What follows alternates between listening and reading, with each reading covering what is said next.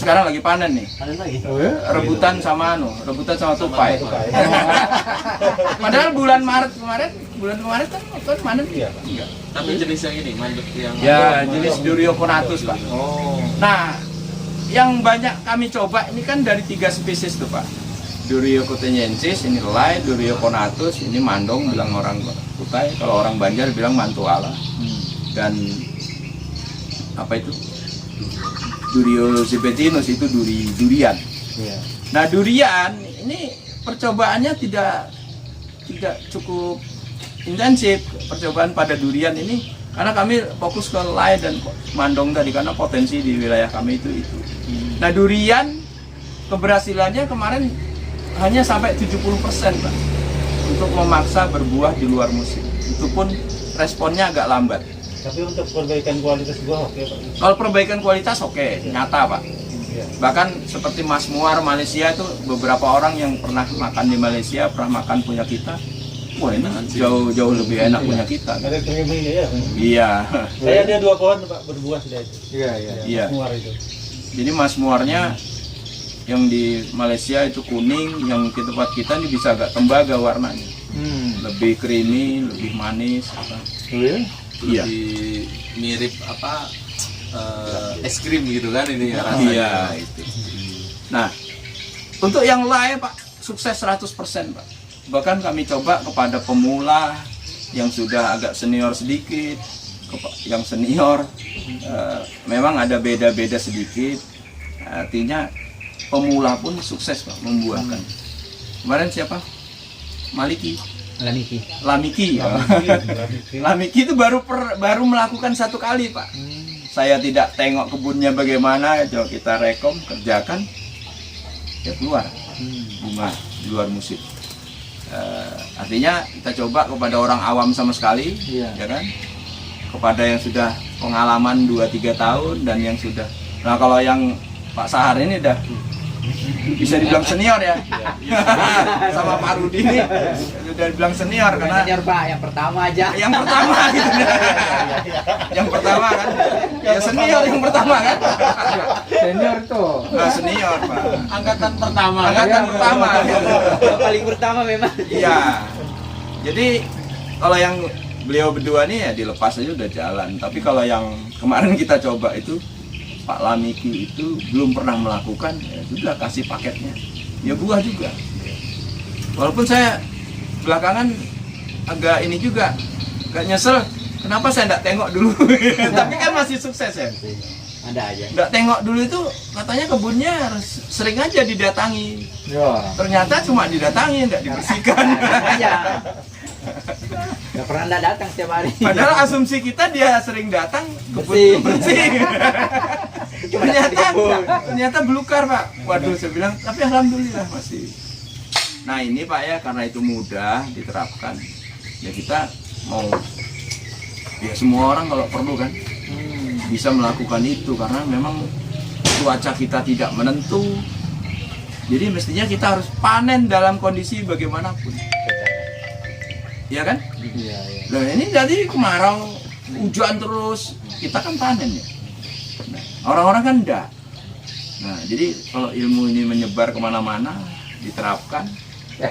Nah, cuma memang butuh proses, Pak. Iya. Butuh proses. Kayaknya tingkat pendidikan ngaruhnya dikit lah ya. Dikit aja ngaruhnya. Iya. Ya kan? Yang penting mau melakukan aja. Nah, yang penting mau melakukan. Jadi nggak usah khawatir. Nggak usah. Oh, saya SD, ya kan? Nggak ada pengurunya sekolah, Pak. Lo kan sering ngatain Makanya gitu. juga. Wah, Bilang, Pak, profesor katanya. Ini teman kita juga. Lanjut, Pak ya? Lanjut. Nah, jadi metode yang kami kembangkan tadi, saya menerapkannya aplikasi itu 3 kali setahun. Untuk yang pembuahan reguler, yang musiman biasa. Atau kalau nanti musimnya mau digeser, ya 3 kali. Nah, tapi untuk pembuahan yang kalau yang senior seperti ini, Pak, saya ngerekomnya 5 kali, Pak. Oh ya. Jadi 3 kali makan besarnya, gitu kan. Yang 2 kali snacknya lah. Ada coffee breaknya juga. Ada coffee breaknya juga. Tapi sambil lihat kondisi tanaman. Ya, sambil ngamati tanamannya. Saya kemarin 4 kali itu saya stop dulu keadaannya ini ketumbuhan begitu payah nih, jadi saya stop dulu. Iya. Nah, untuk tadi porsinya 3 kali dalam setahun. Ini yang pertama Pak, untuk pertumbuhan vegetatifnya, tunasnya itu kami sebut P1. P1 ini apa? Ya tergantung kondisi tanahnya Pak. Kalau tanahnya kurus, tererosi, ya kami rekom kompos Pak diberikan. Terus dolomit.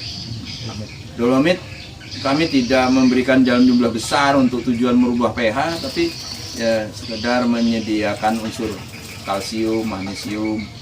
Karena memang cuaca kita di sini kan curah hujannya berlebih Pak. Kalau kita berikan jumlah besar juga sebagian besar itu larut. Biasanya tahun ketiga itu sudah tidak ngepek lagi tuh Pak. pH itu sudah balik asal ya. Jadi lebih baik kita berikan porsinya sedikit-sedikit untuk ya continue tiap tahun untuk menyediakan. Terus kita mau merubah pH secara drastis juga ada efek negatif. Ya kami ya karena menang-menang jam terbang aja Pak ya. Kami ngamati tanah-tanah yang dikapur intensif, dosis tinggi, pH-nya segera berubah. Nanti sustainability-nya yang agak terganggu Pak. Bahan organik segera terurai dengan cepat, ya kan. Terus akhirnya kan harus supply bahan organiknya harus.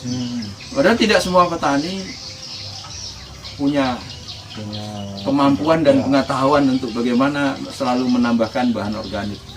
Bahan organik ini banyak di tempat kita, tapi kadang-kadang kan tidak ngerti ngolahnya. Itu persoalan juga. Terus yang NPK ya diberikan Pak, karena kalau cuma kompos mungkin porsinya kurang, jadi ditambahkan NPK. Terus yang jadi persoalan terakhir ini Pak, itu unsur mikronya itu boron. Jadi saya sudah mewajibkan di selatan ekuator, di kawasan selatan sini, selatan ini dari Pasir, Balikpapan, Kutkar, Samarinda, ini kita rekom pemberian boron. Tapi kalau di utara sedikit belum, kami di utara, Berau, Kutim bagian utara sampai Bulungan kami belum mewajibkan pemberian boron itu. Tapi kalau di selatan sudah, karena kasusnya umum. Nah itu P1 tadi Pak, jadi kompos, dolomit, NPK, sama unsur boron.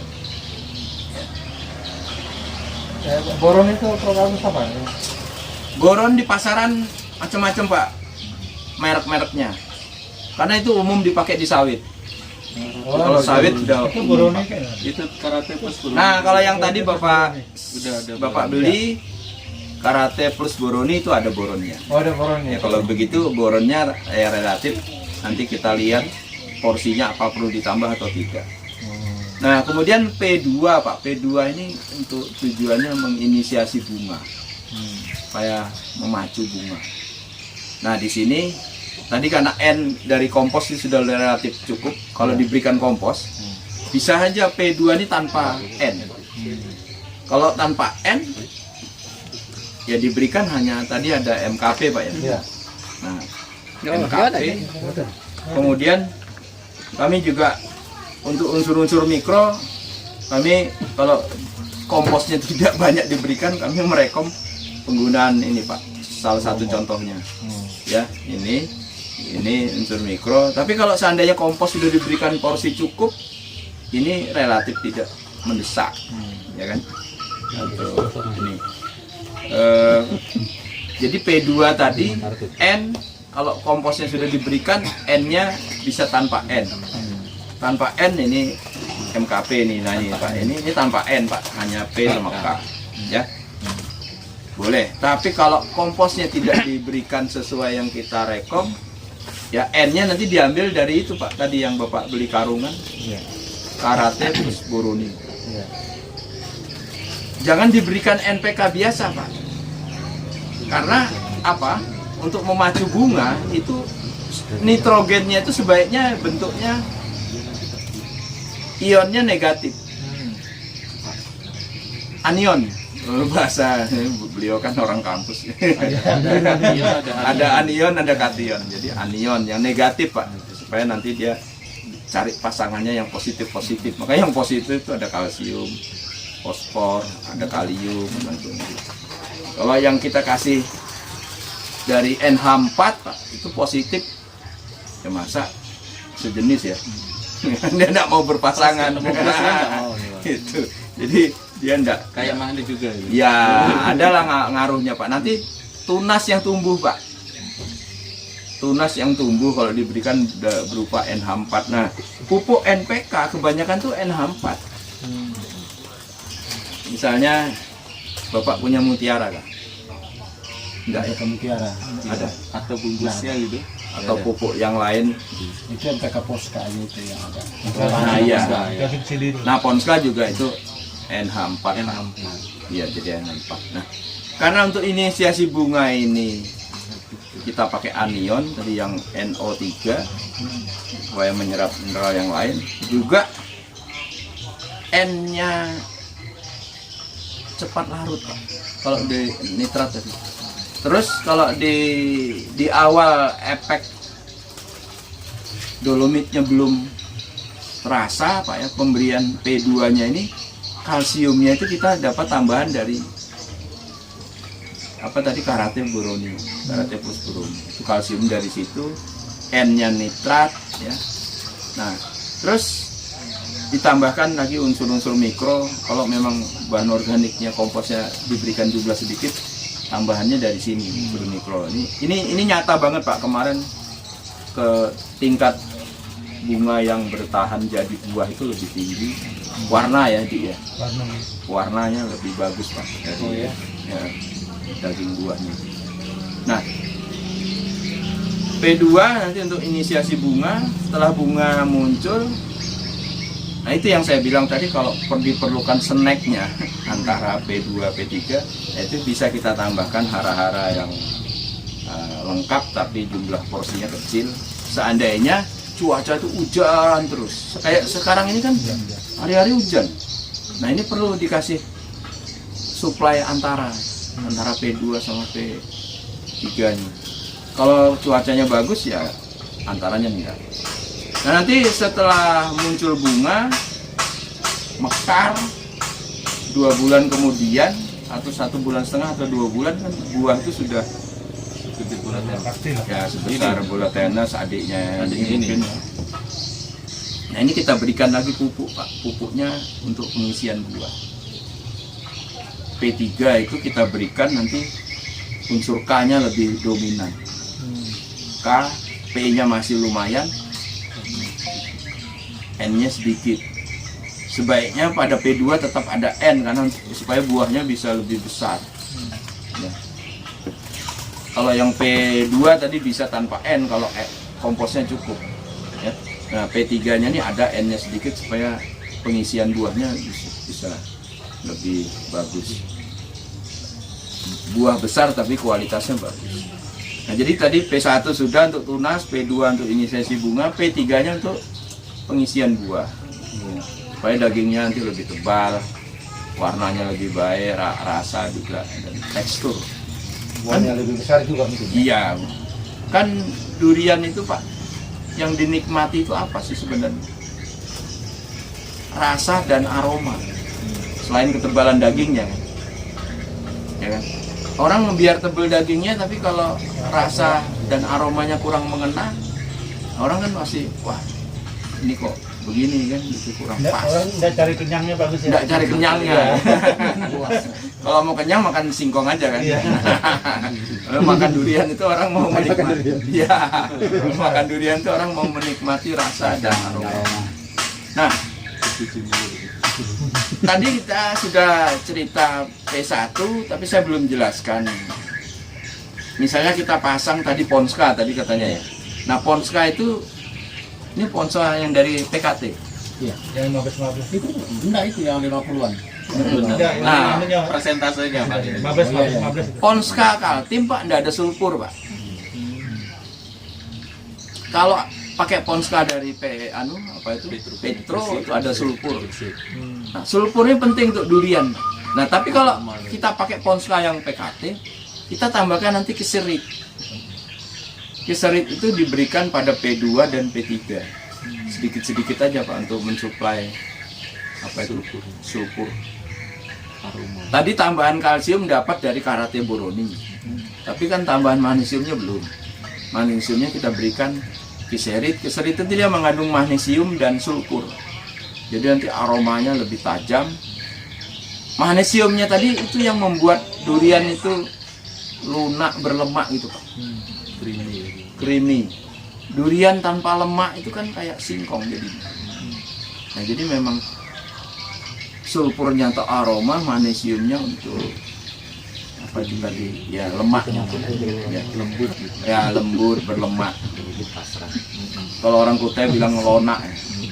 Apa itu lonak itu kan kayak ngetan-ngetan gitu ya, ada Ini pokoknya digigit tuh lumer gitu. nah mungkin bahasanya lumer itu lebih lumer ini lebih dipahami orang banyak ya, lumer ya. Oh, bahasa lokal kita tadi lonak dong, pokoknya kalau bilangnya lonak tuh wah, mantap deh. Lonak itu kan kombinasi creamy agak pliket-pliket ya gitu kan, ngetan. Nah P1, P2, P3 udah Pak, nanti panen. Kalau mau reguler kembali lagi P1. Nah sekarang P1 itu kapan? Nah ini tergantung kita. Kalau kita bikin blok-blok tadi, mau 2 blok atau 4 blok, P1 itu bisa setar. Misalnya kalau yang reguler setelah panen, Ya. pada bulan di sini Maret, Februari Maret, Ya. P1. Ya. Tapi kalau kita mau undur P1-nya boleh Pak, supaya nanti kita berbuahnya bikin blok yang lain kan. Ada yang P1-nya Februari, ada yang P1-nya Mei atau April, ya kan, atau nanti P1-nya Agustus. Nah, itu yang menyebabkan nanti pembuahan itu tidak sama, tidak seragam. Karena durian itu kalau keluar tunas bunga, walaupun keluar nanti rontok. Jadi dia untuk berbunga itu harus berhenti bertunas.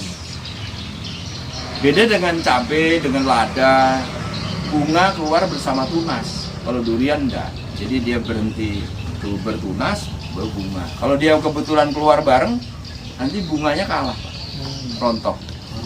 Makanya ya itu faktor pengaruh hormon. Makanya pupuk itu harus tegas.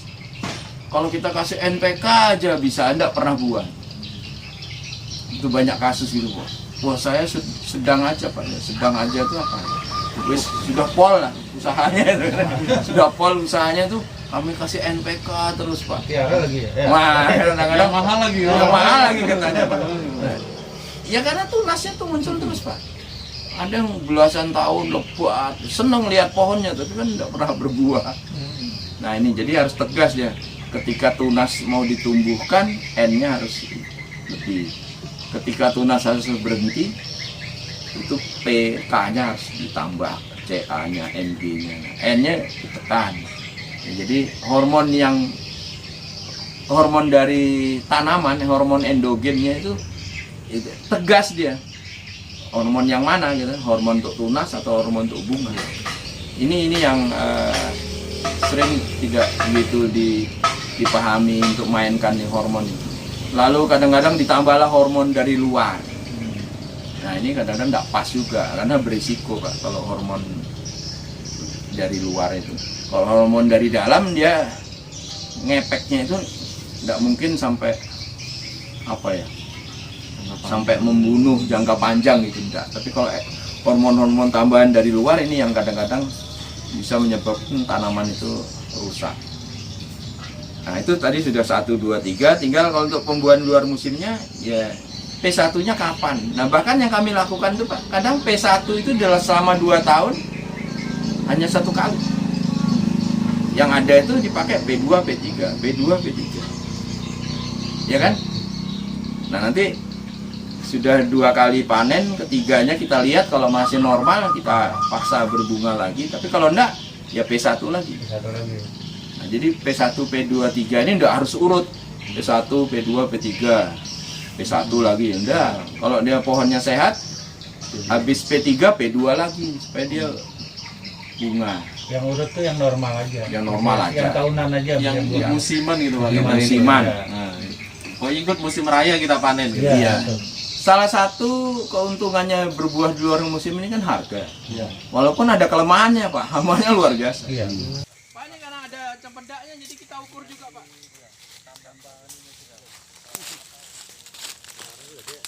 Ngaruh ikut makan ya. Perlu dibersihkan ke di bawah ini Pak. Yang tanaman kayu-kayu ini. Iya, bisa dipotong. Iya, bersihkannya. Ya ini kita melingkar ini kita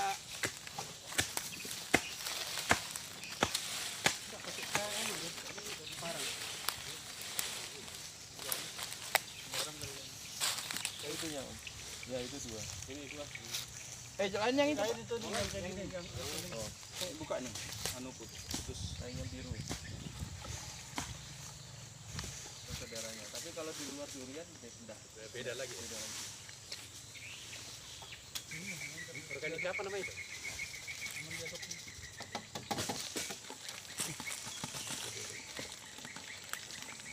Dari kayu untuk madu. Tolong kamu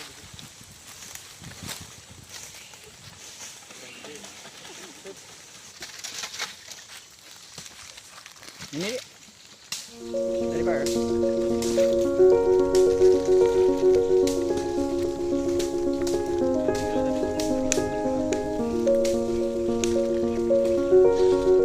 Kadang pasti lurus aja. Kalau mandau dia belum pernah lihat yang mandau pura-pura gitu. Hiasan. Oh, untuk nari itu. Oh, itu palsu ya?